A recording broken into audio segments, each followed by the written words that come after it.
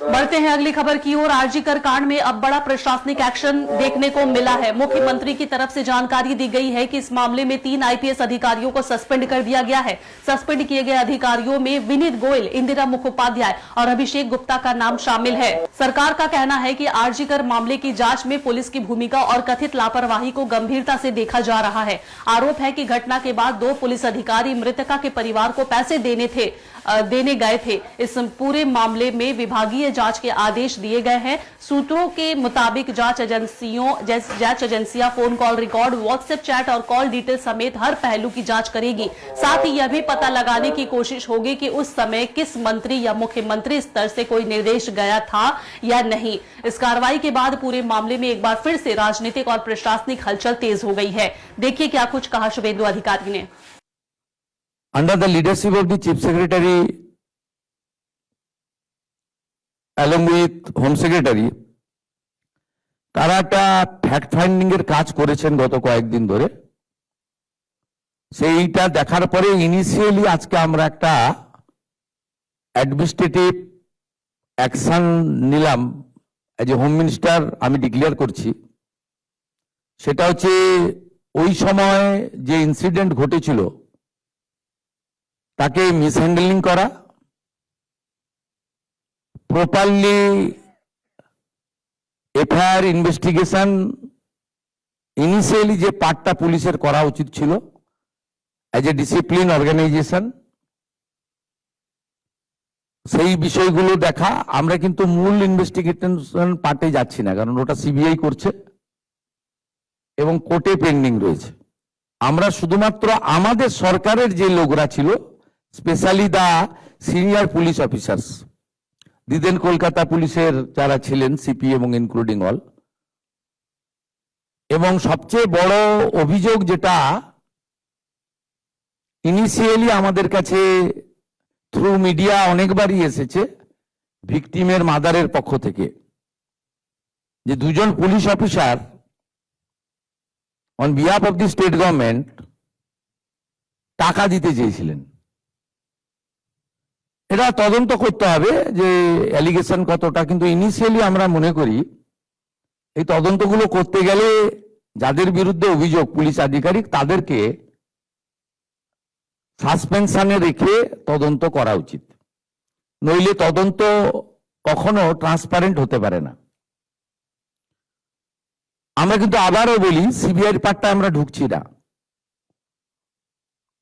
খুব brutal rape and killing ওসব ওই পার্টটাতে আমরা ঢুকছি না। হাইকোর্ট সুপ্রিম কোর্টের অনেকগুলো গাইডলাইন আছে, ওই পার্টে ঢুকছি না।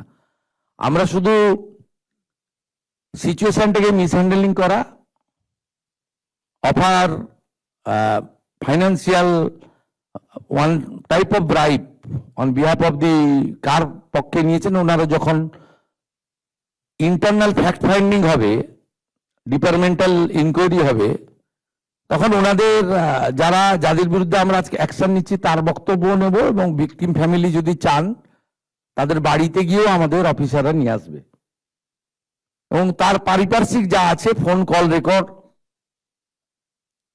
হোয়াটসঅ্যাপ চ্যাট, এগুলো আমরা পরে পরে বের করব। তখনকার যারা অফিসাররা ছিলেন তাদের সঙ্গে কাদের কাদের কথা হয়েছে, কোন মন্ত্রী মুখ্যমন্ত্রী দিদেন টাইমে তাদের কোনো ইনস্ট্রাকশন ছিল কিনা, এগুলো আমরা সব বের করব। কারণ ওদের যে অফিসিয়াল এবং পার্সোনাল সেটা আপনার ইনভেস্টিগেশনের পার্ট, কিন্তু আমরা ওই মিসহ্যান্ডলিং আর পরিবারকে বেআইনিভাবে অর্থ অফার করা, আর একজন ডিসি তার প্রেস কনফারেন্সের অ্যাটিটিউড এবং language in front of media, এটা আমাদের রাজ্যের ক্ষেত্রে খুব একটা সুখকর ছিল না। এই সব কিছু দেখে, কারণ ইটস এ ডিসিপ্লিন ডিপার্টমেন্ট, উনি spokesperson of the Kolkata police ছিলেন না অফিসিয়ালি, আমরা এখান থেকে তথ্য নিয়েছি। উনি spokesperson of the secretariat PD police ডিপার্টমেন্টের স্পোক্সপারসন বা হোম ডিপার্টমেন্টের স্পোক্সপারসন ছিলেন না।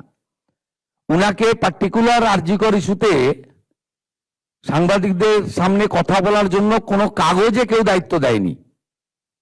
কেউ ভার্বেলি দিয়ে থাকতে পারে, সেটা কল রেকর্ডে বোঝা যাবে, কিন্তু উনার যে বক্তব্যের থ্রোয়িং, এটা নারী সমাজ, মাতৃশক্তি, আমরা সবাই তো ভারত পিতা বলি না, ভারত মাতা বলি। এবং অভয়া ইনসিডেন্ট আমাদেরকে নাড়িয়ে দিয়েছে গোটা পৃথিবীতে, এবং নিশ্চয়ই পশ্চিমবাংলার মান, মর্যাদা, গরিমা সব নষ্ট হয়েছে। ঠিক আছে, আমরা আরো অনেকগুলো মেজার নেব। আমরা আজকে 3 জন আইপিএস কে সাসপেন্ড করছি। মিস্টার বিনীত গোয়েল, উনি এখন এডিজি রয়েছেন আইবিতে, আর আরো 2 জন আইপিএস, শ্রীমতী ইন্দিরা মুখার্জি এবং শ্রী অভিষেক গুপ্তা। এই 3 জনকে আমরা আজকে সাসপেন্ড করলাম, এবং